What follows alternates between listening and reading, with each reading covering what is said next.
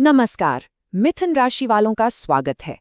चलिए मिलकर देखते हैं कि 2025 का ये आखिरी हफ्ता क्या कुछ लेकर आ रहा है। ये वो वक्त है जब नजरें तो नए साल पर होती हैं, पर लगता है कि सितारे कह रहे हैं कि आगे बढ़ने से पहले थोड़ा रुककर अतीत को समझना भी उतना ही जरूरी है। तो इस हफ्ते की सबसे बड़ी थीम क्या है? अगर एक लाइन में कहें तो यही है वो दिमाग और दिल के बीच की रस्साकशी। एक अजीब सी कश्मकश महसूस हो सकती है, जैसे एक हिस्सा आगे खींच रहा हो और दूसरा पीछे। चलिए इसे थोड़ा और गहराई से समझते हैं। और देखिए, यही है वो अंदरूनी खींचतान। एक तरफ दिमाग है जो कह रहा है चलो भाई बहुत हुआ, अब आगे बढ़ो, नए साल की तैयारी करनी है। लेकिन दूसरी तरफ दिल है जो शायद पुरानी बातों में ही कहीं अटका हुआ है। और इसी हाँ और ना के चक्कर में ऐसा महसूस हो सकता है जैसे कहीं बीच में फंस गए हों। तो फिर ये जो बेचैनी महसूस हो रही है, इसकी वजह क्या है? देखिए, ये कोई बाहरी चीज नहीं है, ये सब कुछ अंदर ही चल रहा है, एक अंदरूनी संघर्ष। और ये हफ्ता इसी कश्मकश को समझने और संभालने के बारे में है। और ये सिर्फ एक सोच या एहसास नहीं है, ये सच में बेचैन कर सकता है। ऐसा लग सकता है कि एक जगह टिककर बैठना मुश्किल हो रहा है, या हर वक्त कुछ करने का मन तो है, पर क्या करना है यही समझ नहीं आ रहा। अच्छा, तो इस बेचैनी की जड़ तक पहुंचते हैं, और वो जड़ है एक सुपर एक्टिव दिमाग। इस हफ्ते मन जो है ना, वो रॉकेट की स्पीड से चलेगा, पर जरूरी ये समझना है कि इस भागदौड़ का मकसद क्या है।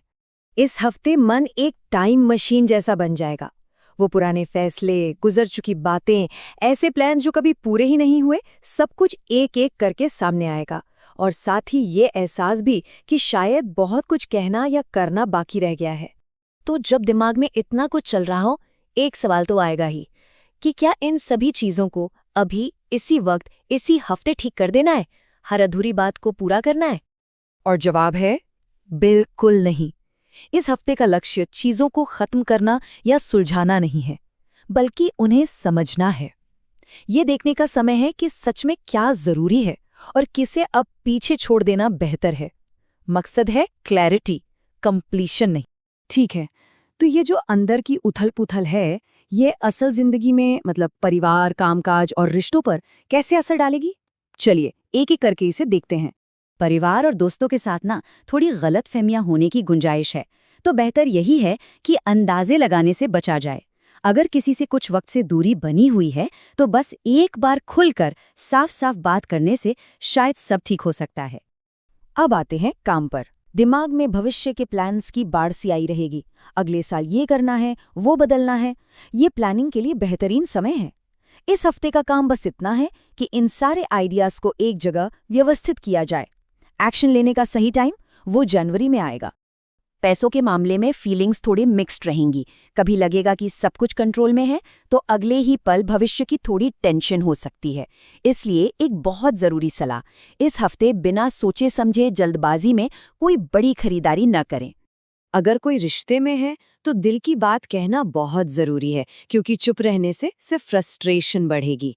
और जो लोग सिंगल हैं, उनके लिए अतीत से कोई पुराना मैसेज या कोई पुरानी याद वापस दस्तक दे सकती है। और सिंगल लोगों के लिए ये बात समझना बहुत जरूरी है। अगर अतीत से कोई संपर्क करता है, तो इसका मतलब हमेशा एक नई शुरुआत नहीं होता। कभी-कभी ये बस उस कहानी को ठीक से खत्म करने का एक मौका होता है, जिसकी शायद जरूरत थी। चलिए अब एनर्जी लेवल्स की बात करते हैं। इस हफ्ते मानसिक स्थिति का सीधा असर शारीरिक ऊर्जा पर पड़ने वाला है। एनर्जी में ना काफी उतार चढ़ाव महसूस होंगे। कभी लगेगा कि बहुत एक्टिव है, तो कभी अचानक से लगेगा कि सारी एनर्जी खत्म हो गई। और इसकी वजह है मेंटल ओवरलोड। मतलब दिमाग इतना ज्यादा सोच रहा है कि शरीर थक जा रहा है। तो इस एनर्जी को मैनेज कैसे करें? बहुत ही सिंपल से दो तरीके हैं। पहला, अपना स्क्रीन टाइम थोड़ा कम करें। और दूसरा, जो भी विचार दिमाग में घूम रहे हैं, उन्हें बस एक डायरी में लिख डालें। उन्हें बाहर निकालने से ही काफी हल्का महसूस होगा। तो आखिर में इस पूरे हफ्ते का सार क्या है? 2025 का ये आखिरी सप्ताह क्या सिखाना चाहता है? और शायद जवाब इस एक लाइन में छिपा है। ये हफ्ता तेजी से भागने के लिए नहीं कह रहा। ये रुककर ये सोचने के लिए कह रहा है कि जाना कहाँ है। मतलब स्पीड से ज्यादा जरूरी है सही डायरेक्शन। और ये बात याद रखने वाली है कि इस हफ्ते की ये सारी मानसिक मेहनत बेकार नहीं जाएगी।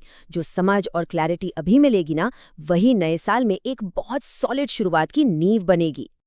और जाते जाते बस एक आखिरी बात, इस हफ्ते दिमाग में विचारों का ट्रैफिक जाम लगा रह सकता है, पर हर गाड़ी में सवार होना जरूरी नहीं है। कुछ विचारों को बस देखिए और उन्हें गुजर जाने दीजिए। असली सुकून शायद इसी में है।